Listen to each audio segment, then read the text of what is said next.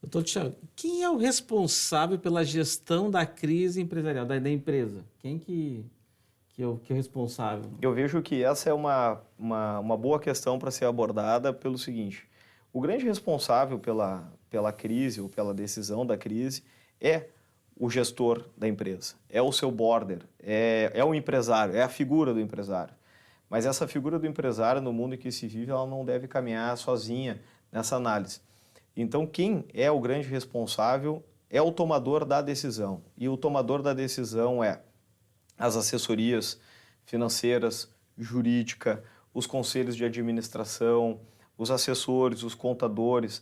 Esse corpo decisório é que é responsável pelas tomadas de decisão boas e ruins na condução da empresa, no enfrentamento da gestão da sua crise. E, doutor, por que é importante se prevenir de possíveis dificuldades? Como poderia se preparar para que isso não aconteça?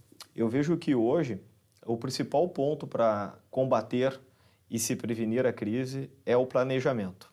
Embora a pandemia tenha demonstrado que planejar muito a longo prazo pode se levar a ter elementos como foi a pandemia totalmente inimagináveis, mas toda a empresa e toda a família que consegue também ter um bom planejamento, ter regras claras de aplicação dos seus recursos, regras claras para o seu consumo, regras claras para o seu dia a dia, consegue enfrentar com maior qualidade e eficiência toda e qualquer crise. Porque o planejamento é reconhecer os seus pontos fracos e os seus pontos fortes para enfrentar um momento de dificuldade.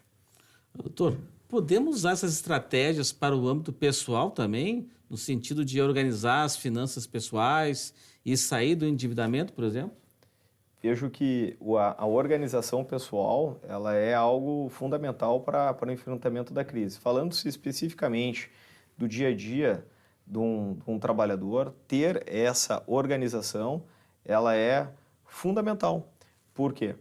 Porque isso é que vai dar condições para elas também ter e desenvolver o seu trabalho ao final do dia com uma forma mais alegre, mais eficiente e também não ficar também mergulhado num ambiente, vamos dizer assim, de um lado psicológico ruim, abalado.